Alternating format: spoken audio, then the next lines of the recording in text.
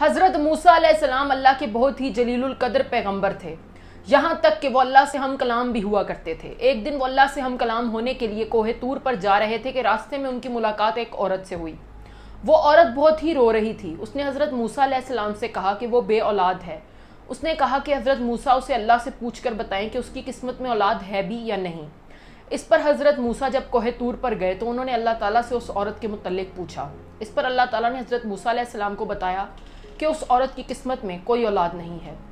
واپس آ کر حضرت موسیٰ علیہ السلام نے اس عورت کو اللہ کی کہی ہوئی بات بتائی۔ اس پر وہ عورت بہت روئی، بہت تڑپی، مگر کچھ نہیں کر سکتی تھی۔ ایک دن اس عورت کے گھر پر آ کر ایک فقیر نے صدا لگائی کہ میں بھوکا ہوں، مجھے روٹی دو۔ اس پر وہ عورت جب دروازے پر آئی تو فقیر نے اس عورت سے کہا کہ تم جتنی روٹیاں مجھے پکا کر دو گی اللہ تمہیں اتنے ہی بیٹے دے گا۔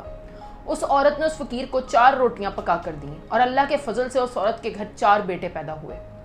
اس پر ایک دن حضرت موسیٰ علیہ السلام اس عورت کے گھر کے قریب سے گزرے تو اس عورت نے حضرت موسیٰ علیہ السلام سے کہا کہ آپ نے تو کہا تھا کہ میری قسمت میں اولاد نہیں، لیکن یہ دیکھیں میرے تو 4 بیٹے ہیں۔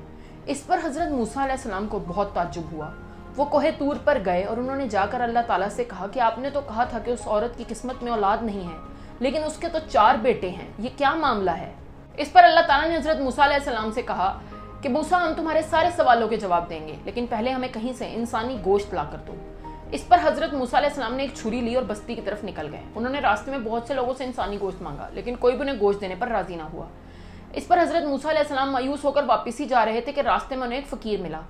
اس فقیر نے حضرت موسیٰ علیہ السلام سے کہا کیا بات ہے، آپ اتنے پریشان کیوں لگ رہے ہیں؟ اس پر حضرت موسیٰ علیہ السلام نے فقیر کو جواب دیا کہ اللہ تعالیٰ نے مجھ سے انسانی گوشت مانگا ہے، لیکن یہاں کوئی بھی مجھے انسانی گوشت دینے پر راضی نہیں۔